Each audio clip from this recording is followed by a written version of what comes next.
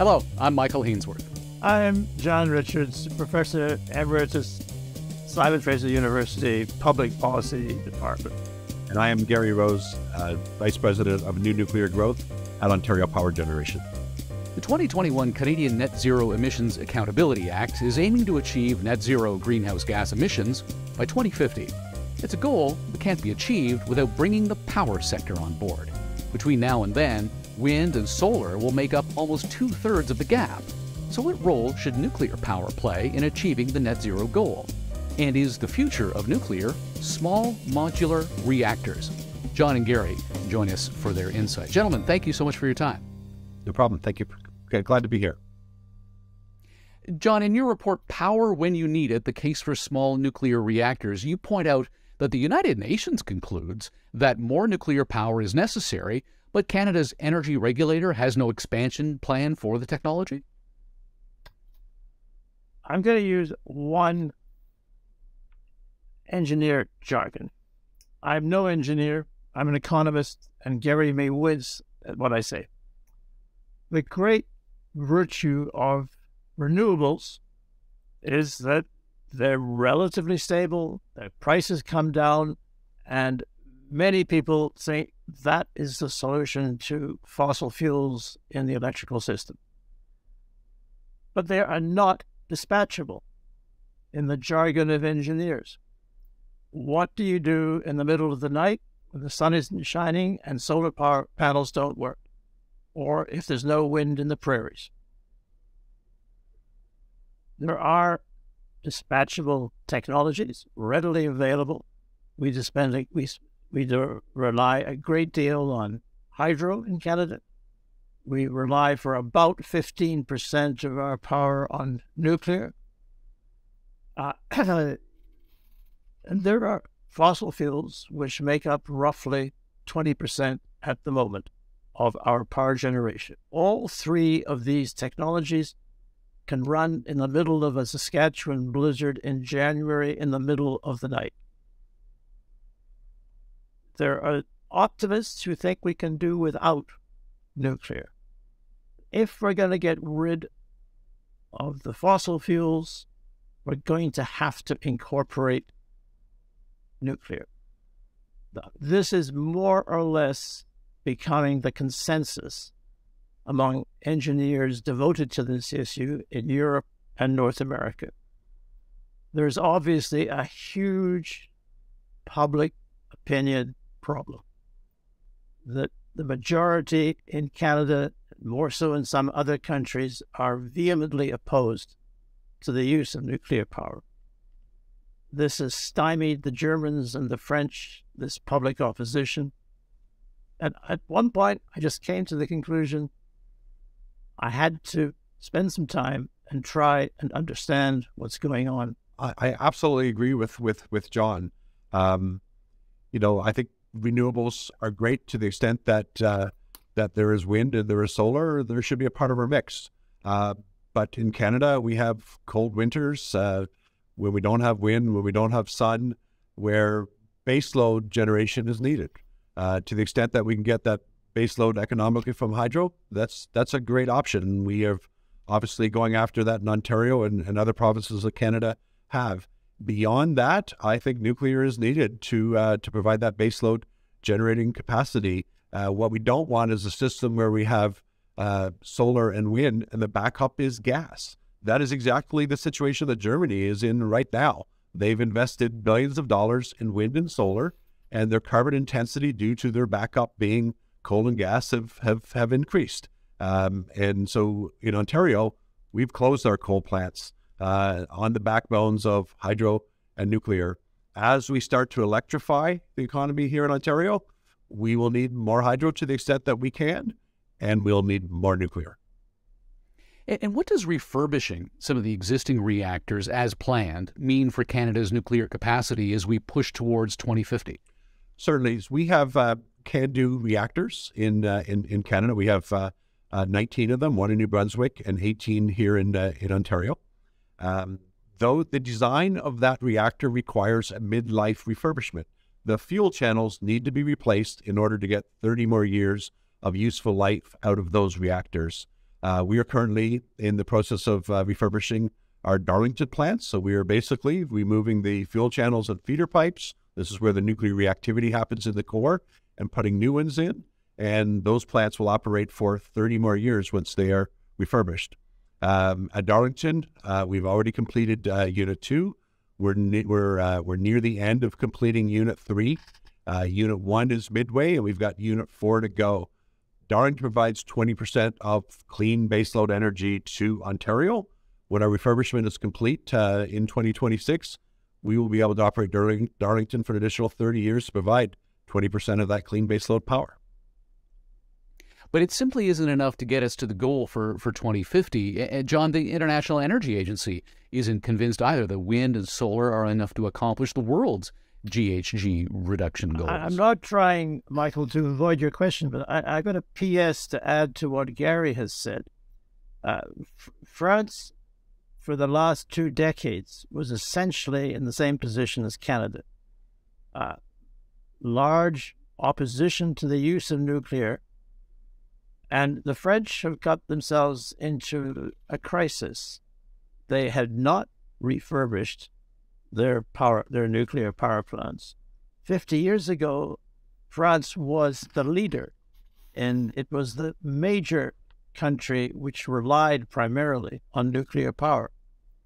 But due to the opposition, they didn't have a reasonable plan for refurbishing and expansion as needed. And it was not until the crisis of the Ukraine war and the unreliability of Russian gas that the French have really come to grips with this issue of refurbishing and investment in small nuclear reactors. Now, I wasn't trying to avoid your question. The International Energy Agency has been around since the 1970s, which was another time of crisis over power supply around the world. And they have done some very meticulous attempts to try and estimate the unit costs of electricity from different technologies. And they come up with their estimates of nuclear power from new small nuclear reactors and green power are roughly the same, provided you don't worry about storage. You can only rely on renewables if there's a way of storing them, storing the energy. We in BC and Quebec and Manitoba, they have reservoirs of dams. And that's one way you can try and store green electricity by powering down the turbines in the middle of the day when you got the green power, and then raising it at night. But this is a tricky exercise. It's not sufficiently reliable. And the International Energy Agency has more or less come to that conclusion. Now, they're careful, they're cautious. That's a very respected source of information. So if small modular reactors are seen as a solution, let's examine what an SMR really is. Why go small? Why not more large-scale projects like Ontario's Pickering Power Plant or Bruce Nuclear? There are several reasons for the small. There's a hope. Now, I'm the first to admit there's uncertainty here. There's uncertainty of how much we can rely on renewables and how much we can rely on nuclear. The small nuclear reactor potentially has some economies of mass production. The Chinese are discussing up to 200 small nuclear reactors over the next 2 decades. France is now discussing several dozen small nuclear reactors. We in Canada have been very cautious. Ontario is obviously making a first initiative here. But so there's one reason. There's another reason. They require less land. They're safer. The new technologies have got a lot of passive procedures that will be in place that should give people more confidence that there will never be a Fukushima arising from a small nuclear reactor. And thirdly, they lower the need to invest heavily in interregional power links, which we should be doing anyway. And so if you've got a lot of small nuclear reactors closer to the site of the consumption of the power, that is useful. Michael, when I think about small modular reactors, large versus small, my response is we likely need both.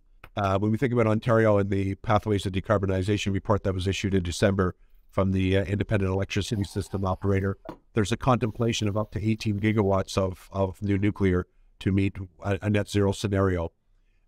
In Southern Ontario, where you have big grid networks, maybe large will make sense, but there are certain places in Ontario and elsewhere in Canada where small certainly makes sense. So when we think about looking forward to where we are today, large scale projects are much more riskier. They're larger in price and schedule, and our experiences worldwide, globally, is that they've struggled to meet their plans.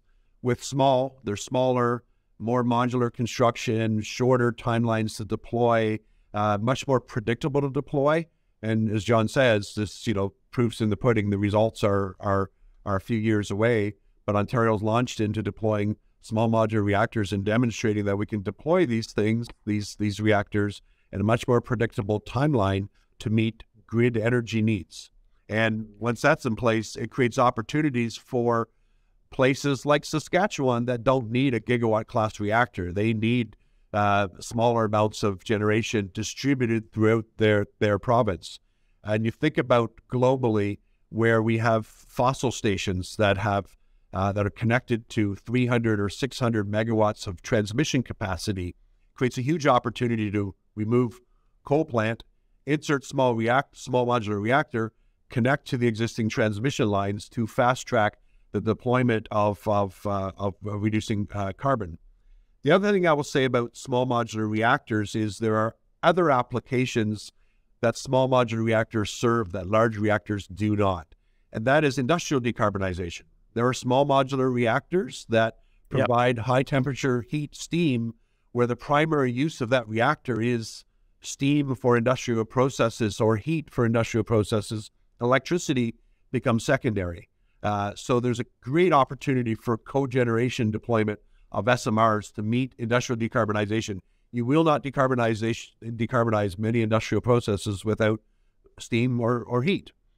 And when we think about Canada and its remote communities that get their electricity from diesel engines, huge opportunity for what we call very small modular reactors or micro modular reactors, 5 megawatt electrical reactors that can get deployed in months to replace diesel generation, but also provide electricity, but also potentially provide heat for residential heating, heat for water desalination or greenhouse agriculture food security purposes. So we see a multiple uses of SMRs in different applications. Grid scale, the GE BWRX that we're deploying at Darlington is a grid scale SMR. It will compete with large reactors depending on total energy needs. But there's these advanced applications, these micro modular reactors that serve a specific application that I think really is a powerful opportunity for the future. I had a student last year who was passionately interested in trying to get rid of diesels as a power source for remote communities and reserves in northern Canada. It's a messy, dirty business to deal with diesel.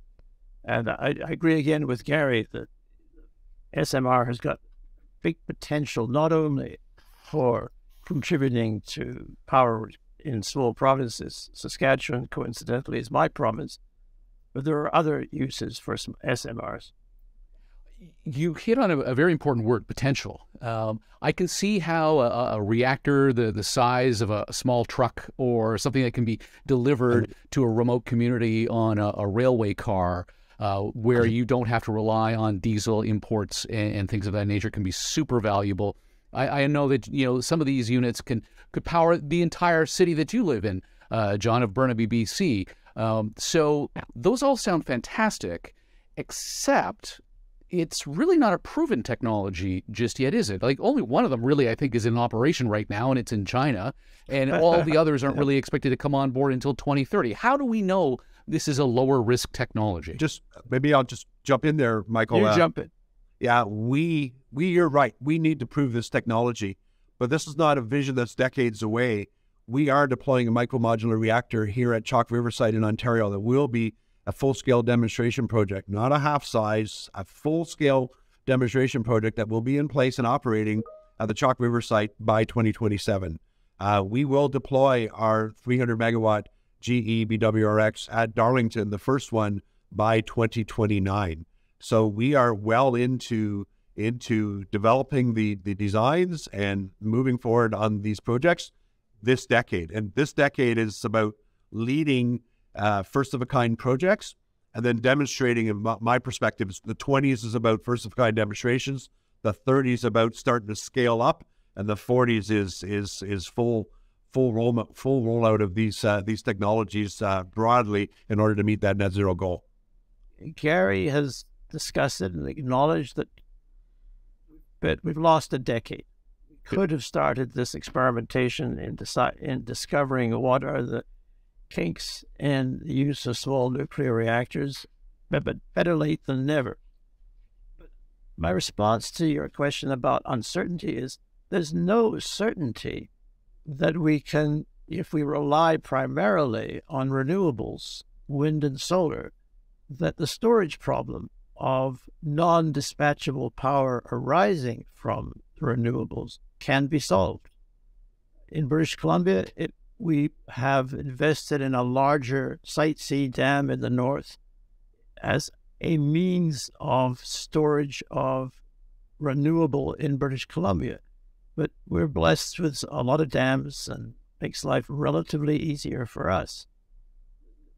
Nobody has yet resolved, are there going to be better batteries which allow renewables to be stored in very large scale? Are there ways, in particular power systems, to pump water up into somewhere and then let that water roll down later? I mean, there's uncertainty in all of the technologies that are required if we're going to get off fossil fuels by 2050 at the latest. Yeah, and we would in Ontario say it's not only nuclear. It's right now. I think we're in this predicament where all tools in the toolbox, so to speak, yes, need to be deployed. So we are focusing on nuclear. It's a technology that we know.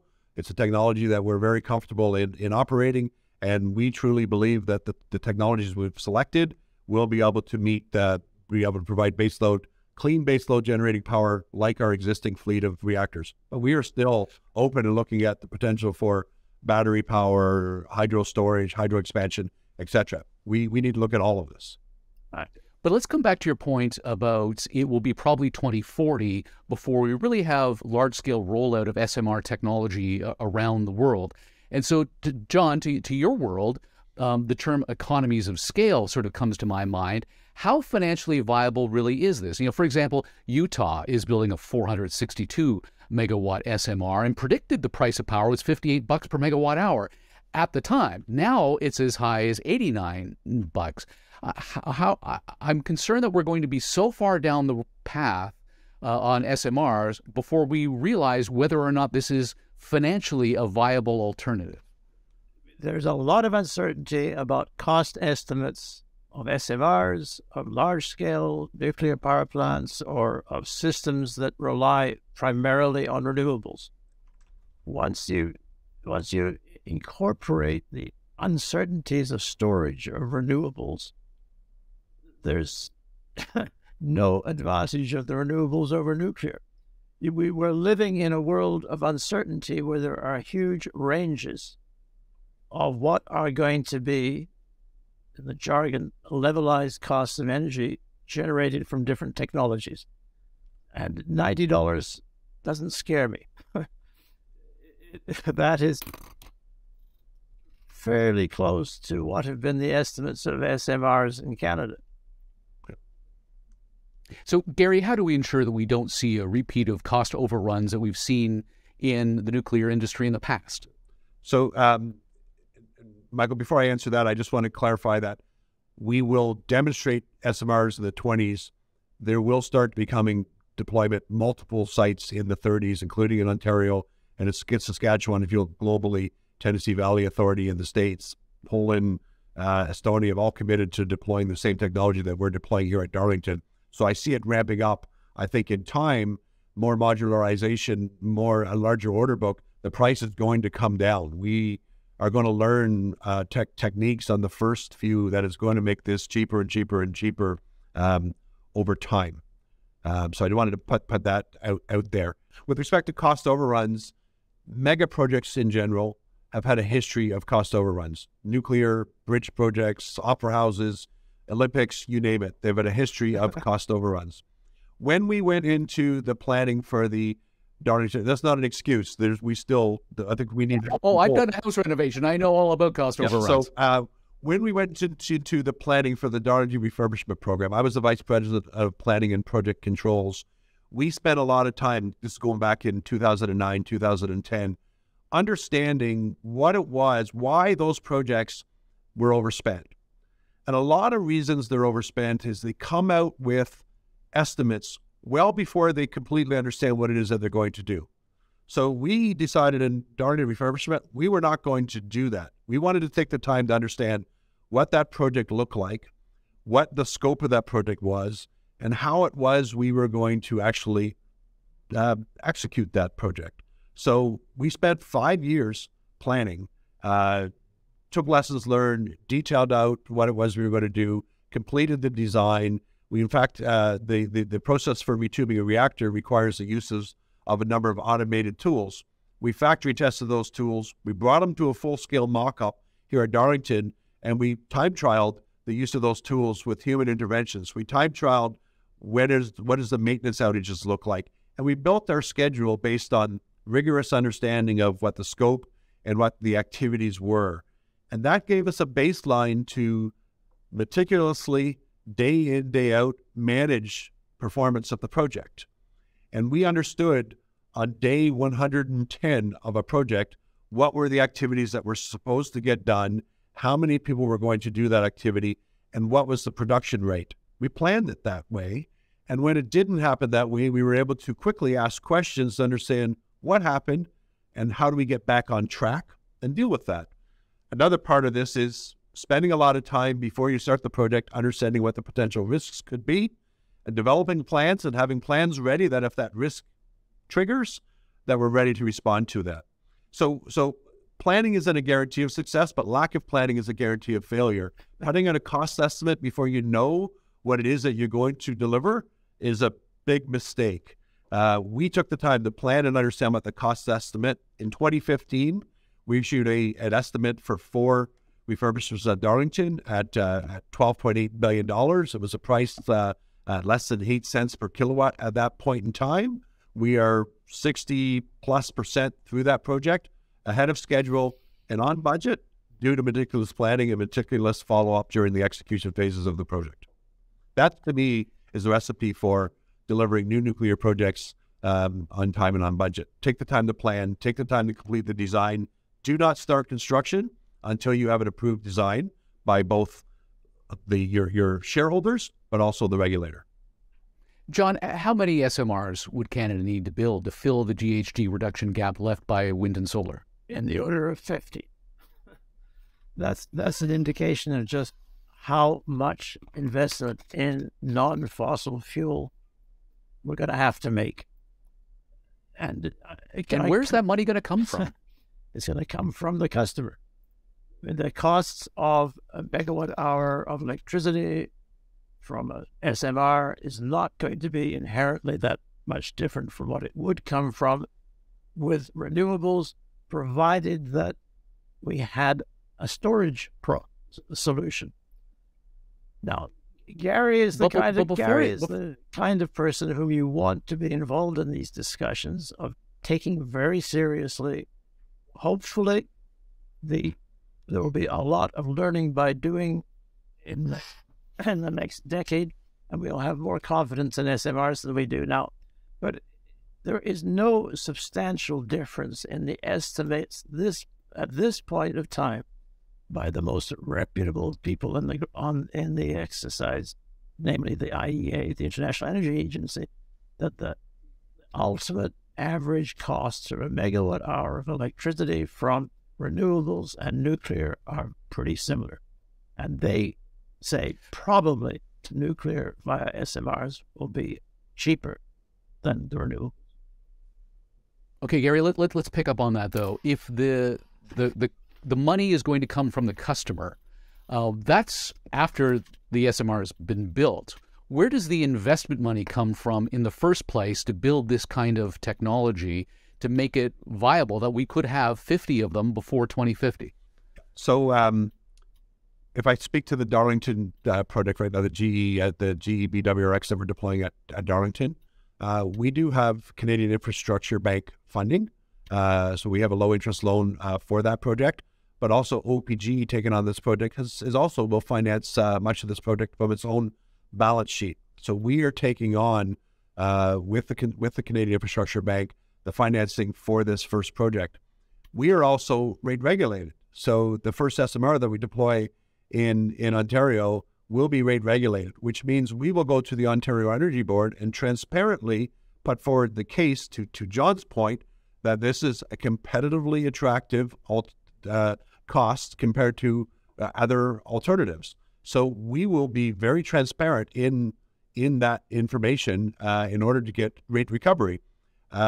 We are going through the planning of and costing of this project through a project gated process. We call a stage gate process. We had a class 5 estimate in 2021 when we made our decision. We have a class 4 estimate, which means we're getting more certain as we start the planning. At each of those gates, we go to our board and recommit to what the financials look like. At the end of 2024, when our design is done, we should, by that point, have approval from the Canadian regulator to start construction. We will, again, update our estimate, take that to our board, confirm that our estimate is the range that we expected, recognizing that this is a first of a kind. It will be a little bit more expensive, but we'll talk about, we're focused at Darlington with one project with a plan to build 3 more at Darlington by the mid-30s. So we'll look at the cost of the first, the cost of the 4-pack, which we expect to go down, and put forward a business case, which will, as I said, transparently be presented to our regulator and available for all to see.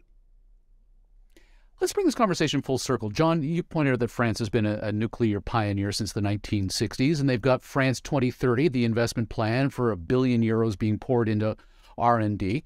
What lessons can Canada learn from their past experience and what they're aiming for today? France has finally, in the last couple of years, acknowledged that they avoided a serious discussion. It was easy from a political perspective to say Fukushima, the disaster in Ukraine in the 1980s, meant nuclear was no longer a viable political option. And the politicians hoped that they would not have to engage in this discussion. My quick advice to Canadians is we've got to talk about this. That is not going to be an easy exercise to get off fossil fuels. And we are one of the privileged countries because we've got so much hydropower. Do you think that the politics, and I'm thinking more Main Street politics and the public at large than anything else, is the biggest stumbling block towards the adoption? That's it. Unfortunately, politics is the biggest obstacle to get going. Now, I shouldn't be that harsh on Ottawa. Slowly, the culture and various ministries in Ottawa are changing. In the last update, fiscal update, nuclear is now going to enjoy the same tax credits that green technologies have enjoyed for a number of years. The current is changing. in Ottawa, but it's slow. We Canadians have a habit of being very cautious on these kinds of issues, that we are not the leaders. But I think there's enough evidence now and enough conviction among experts that probably Canada will get its act in order. I see a transition as well over the last 6 months with the federal funding of the Darlington project. Minister Wilkinson out of Darlington announcing the Canadian Infrastructure Bank funding, as John alluded to, the policy changes that are forthcoming, the science and innovation funding for new SMR projects. I think there's a consensus building that a large amount of new nuclear is needed to achieve our net zero goals. And that's not just in Canada, that's globally. There's also a consensus building of public support for nuclear as the only alternative here to achieve clean power. I think that there has been an exaggeration of many of the reasons of not deploying nuclear, and I think that as we start to ask questions and start to better understand the waste profiles or the safety profiles of nuclear plants, with true dialogue, good open dialogue, I think there's a change afoot in support of nuclear globally. We're seeing a huge transition over the last few months, and politicians are standing up and supporting it more so than I've ever seen. John, final word to you. Are you optimistic that SMRs will fill that gap between now and 2050? I'm optimistic that we will get this job done about using nuclear and getting off fossil fuels by 2050. But to be honest, I'm pessimistic at this point. There are so many changes that need to be done in order to stabilize and retain the increase in world temperature below 1.5 degrees. We've got a great deal of work to do. But a long distance trip, someone's got to make the first steps. Gentlemen, thank you so much for your time and insight today. Thank you. Thank you. John Richards is a professor of public policy at Simon Fraser University, and Gary Rose is the vice president of new nuclear growth at Ontario Power Generation. John's report, co-authored by Christopher Mabry, is titled Power When You Need It, The Case for Small Nuclear Reactors, and can be found at cdhowe.org. Still to come from the C.D. Howe Institute, on April 13th at the Yonge Street headquarters, a roundtable luncheon on the importance of sound mortgage underwriting with the Assistant Superintendent of Policy, Innovation and Stakeholder Affairs of the Office of the Superintendent of Financial Institutions, Canada. I'm Michael Hainsworth. Thanks for joining us. You've been listening to the C.D. Howe Institute Podcast with Michael Hainsworth. Subscribe on iTunes, Google Play, and Spotify. The C.D. Howe Institute is an independent, not-for-profit research institute whose mission is to raise living standards by fostering economically sound public policies. The Institute is widely considered to be Canada's most influential think tank and a trusted source of essential policy intelligence, distinguished by nonpartisan, evidence-based research and subject to definitive expert review. Visit cdhowe.org and follow us on Twitter and LinkedIn. Thank you.